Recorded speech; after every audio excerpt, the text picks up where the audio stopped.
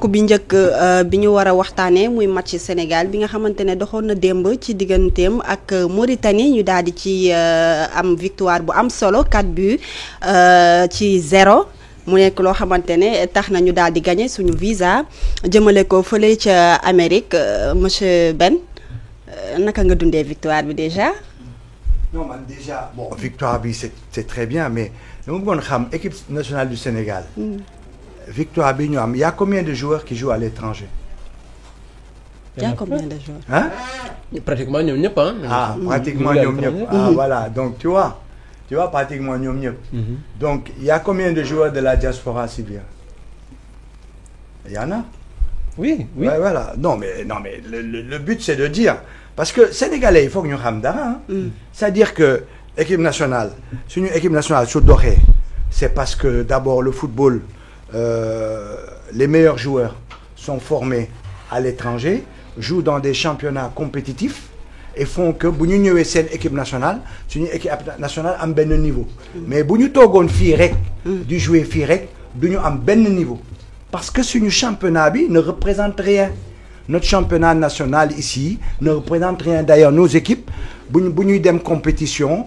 Que ñuy dem ay niveau CAF et tout ça là la Coupe d'Afrique et tout ça entre les clubs on ne va jamais loin alors que boo xoolee les clubs maghrébins boo xoolee les clubs qui se trouvent au niveau même du Congo et tout ça vont très loin par rapport à nous donc ça veut dire quoi? Ça veut dire que heureusement qu'on a des joueurs qui sont bons et qui jouent à l'étranger et qui viennent ici redorer notre blason. Ça veut dire qu'au-delà de la victoire on doit penser que notre football va mal. D'accord. Notre football va mal, il faut le construire, premièrement. Deuxièmement, on a gagné, ok. Il suffit pas de nous dire, ouais, les Lions sont dans notre cœur, machin, ils sont rentrés dans notre cœur, et patati et patata. Ah, le président est venu, il a fait une photo, machin. Oui, d'accord, oui. Ça, c'est du folklore. La question, moi, on a gagné. C'est pour faire quoi? On a gagné pour aller à une Coupe du Monde. Ouais. On va aller dans la Coupe du Monde pour faire quoi? Représenter le Sénégal, bien sûr. Représenter le Sénégal oui. en car rapide. Hein? Si on va représenter le Sénégal, c'est pour avoir une équipe digne de son nom, qui soit bien préparée. Il faut pas se leurrer. La Coupe du Monde va demander des moyens, va demander à ce qu'on puisse être préparé, va demander à ce qu'on soit dans certaines conditions, va demander beaucoup de choses.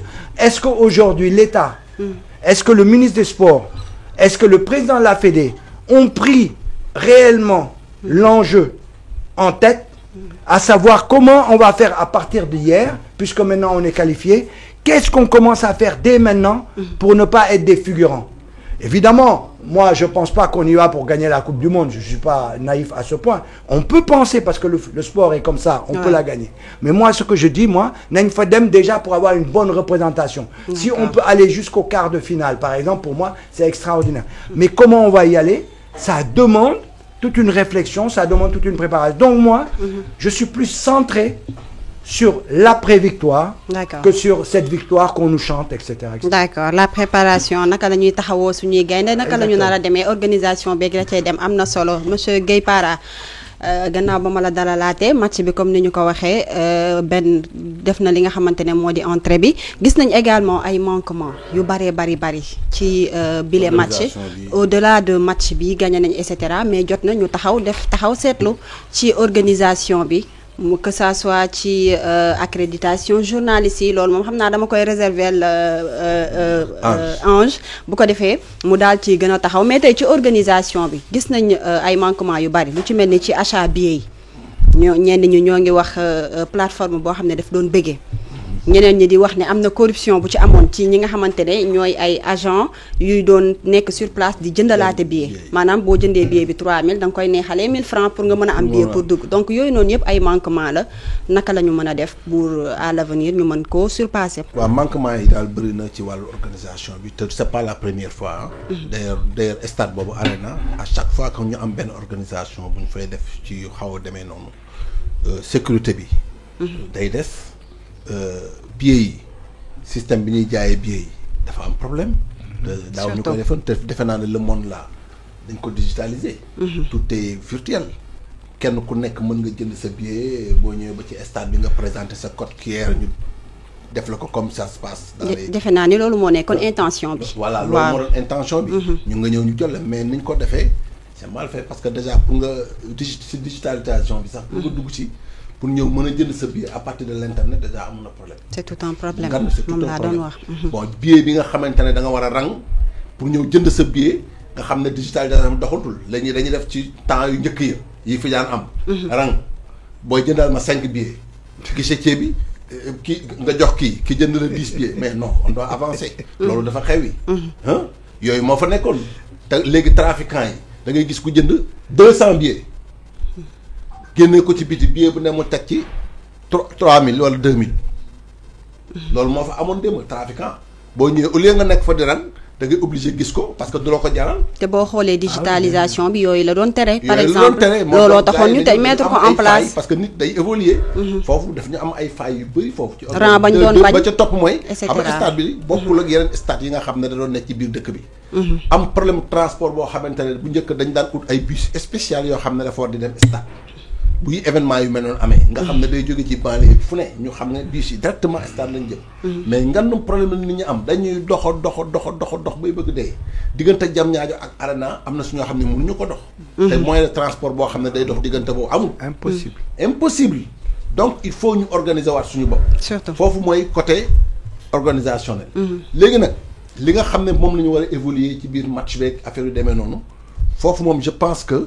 am na failles yu bëri parce que tey su fekkoon ne équipe yu mag yi ñu war a dajal fu mel ne ay Allemagne Angleterre France Belgique yooyu équipe et Mauritanie lañu dajal niveau yi du benn d'accord mais ñun fa ñu war a jëm ak fi ñu natt suñu bopp du benn certes suñu chance mooy on a des joueurs qui évoluent comme les joueurs qui sont à l'étranger ñoom ay expatriés lañu ñoom ñëpp nekkuñu Sénégal donc bu ñu fa demee amuñu problème complexe Sadio Mané c'est des gens yoo xam ne dañu driller xam nañu terrain yi dama xam ne ñu demee mais ni ñu joué ak Mauritanie su fekkee ne exactement noonu la ñu joué ak yeneen club parce que bu noonu joué nañu dëgg Mauritanie waroon nañu ko dóor au minimum 7-0 da nga jàpp ni dafa des li ñu ratee ci ay bal mënuma la wax nu mu toll te yooyu bu doon tubaab bi duñ ko bàyyi donc méthode bi buñ koy yeggeewee fële ca non duñ fa yàgg non bi baxul bii doxul gagné nañu Mauritanie mais bu doon tey ji benn da man xooluma Mauritanie man ci biir match bi maa ngi gis ay Angleterre Uruguay ñooñu laa doon ay Brésil ñooñu laa doon xool mais failles yi nu am ñun bàyyi ko Mauritaniens yi bu fekkoon ne yeneen dëkk la yu mel ne comme Brésil Argentine wala yu demee noonu mais sa waay match bi du yomb si ñun de donc il faut gars yi redoubler d'effort xam ne style bi ñu footballé entraîneur bi na coaching na xoolaat tey déglu et puis préparer waat équipe bi ci façon stratégie boo xamante ni pour gën a yéegal niveau bi. surtout attaque bi bal yi ñuy arrêté bal yi ñuy perte dafa bëri quoi. d'accord maa ngi leen di féliciter nag tout le temps nee mooy di profito. di féliciter le président de la République ci bi mu bàyyee otoom ñëw jël vraiment BRT bi. train bi ñëw jël TER bi. ànd ak soxnaam vraiment toog simplicité boobu ñun loolu lañu soxla woon parce que bu njëkk bu doon président bi dafay dem barrer autoroute bi. kenn du mën a jàll kenn du mën a dem. déjà mu xam ne loolu nit ñi évoluer. léegi am na ci yoo xam ne boo ko président bi na lay jël nañ dugg ci transport yi ñu dem et la vie continue. am na solo Ange match bi suñu naataangoo journaliste yi ñu ci bëri également. alors c'est de l'ordre du symbole que le président prenne le TER c'est de l'ordre du symbole. c'est pas là-bas qu'on va diminuer la taxe carbone. mu ngi noonu Ange ci mbir mi la ba tey suñu naataangoo journaliste yu bari également dégg nañ leen ñuy ci ñaxtu di wax ni accréditation yi également am na problème bu baax a baax lu ci mel ni ñi nga xamante ne ñoom ñoo censé waroon dem ci ca match boobu dañ leen remplacer ak ñeneen ñi ñu dippee ay influenceurs loolu moo tax ñu ci bari ci ñun amuñu li nga xamante ne moo di accréditation yi.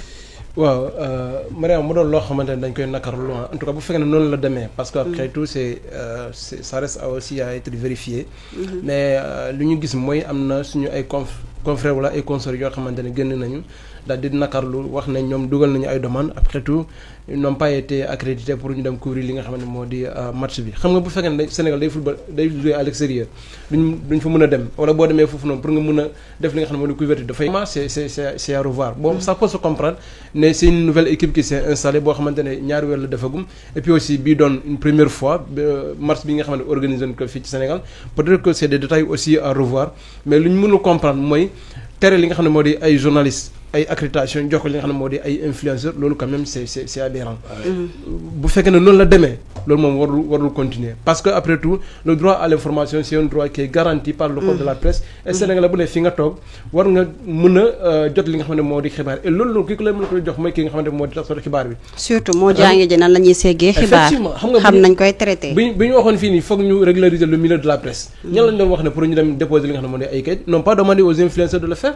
je demandais à des journalistes ñu dem déposer bu fekkee ne da nga am kayit buy wane yow journaliste nga dem déposer pourquoi on n'a pas demandé aux influenceurs parce que ñooñu c'est pas leur métier le métier de taskatu xibaar métier la boo xamante ne c'est métier réglementé maanaam da ngay jàng école ñu jàngale li ñuy segee xibaar ak nan lañ koy joxee nit ñi pour ñu mën kaa consommer donc bu fekk ne tey dañuy dem nit ñu jàng li nga xam ne moo di métier nga def ko profession nga dem ba nar a couvrir li nga xam ne ba événement ñu la koy tere bàyyi ñeneen ñoo xamante ne defuñu ko métier wala jànguñu ko pour ñooñu mën a def li nga xam ne moo di liggéey bi ñu mel donc doon loo xamante ne mën nañ kaa rafetlu donc loolu en tout cas c'est on le dénonce fermement et ñu jàpp ne rek les prochaines échéances dina tax ba li nga xam ne moo di fédération bi corriger bu baax a baax li nga xam ne moo di erreur yi surtout parce que quand même c'est doon na loo xamante ne métti na bu baax a baax li nga xam ne moo di taskatu xibaar yi et puis aussi c'est pas seulement les journalistes sénégalais hein.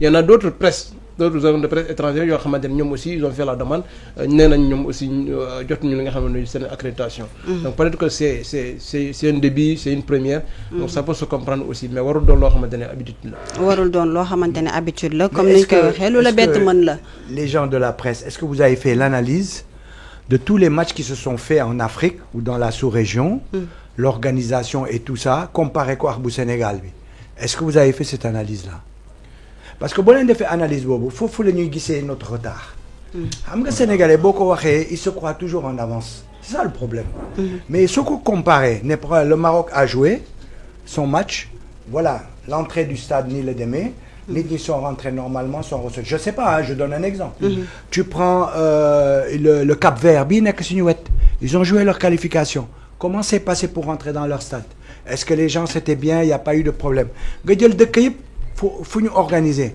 nga comparer parce que moi je veux bien qu'on ait une nouvelle équipe mais si c'est une nouvelle équipe qui n'est même pas capable de prendre la continuité c'est pas possible c'est-à-dire on va sur un mur on va droit au mur donc la problématique c'est pas que dañu baisse parce que moi je peux pas comprendre des accréditations alors que le secrétariat de la Fédé n'a pas changé le ministère du sport n'a pas changé on connaît qui sont accrédités ou pas on connaît les listes où est le problème pour pas qu'ils reçoivent leur accréditation où est le problème c'est parce que tu as une nouvelle équipe qui font du passe-droit et ça il faut le dénoncer vous avez la problématique de la digitalisation pourquoi on n'arrive pas à acheter nos billets par la digitalisation on nous tympanise matin midi soir que le Sénégal est un exemple dans l'Afrique de l'Ouest, dans l'Afrique sur la digitalisation. On a reçu telle félicitation, machin.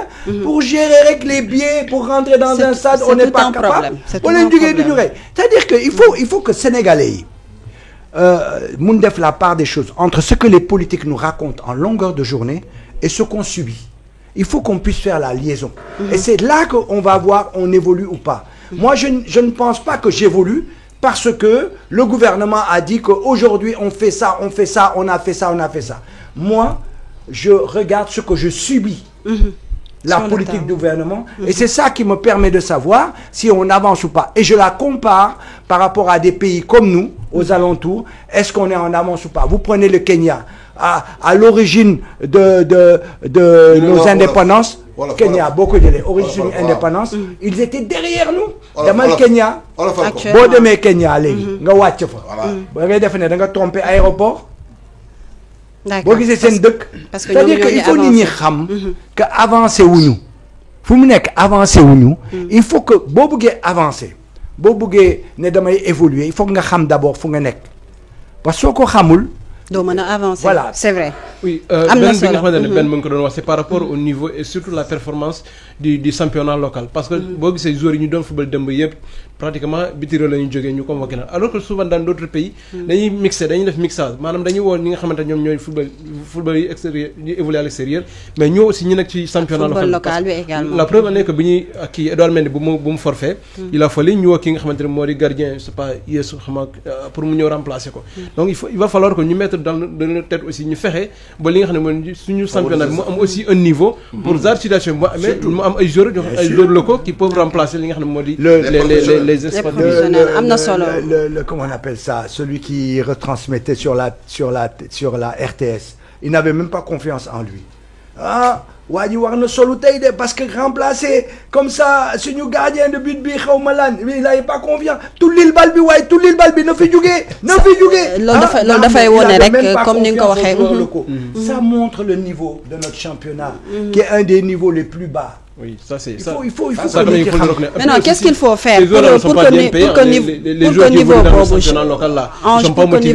pour que niveau boobu ñuy wax ni dafa baax mën a changer, qu'est-ce qu'il faut faire? Mais il faut renforcer li nga xam ne moo di les clubs parce que les clubs n'ont pas de moyens. da ngay gis football yi joué ci li nga xam ne moo di club yi des fois mën nañ faa toog des fois ay mois yoo xamante ne duñu fayeeku wala ñenn bu ñu leen fay aussi seen salaire dina leen mën a permettre ñu épanouir comme il le faut.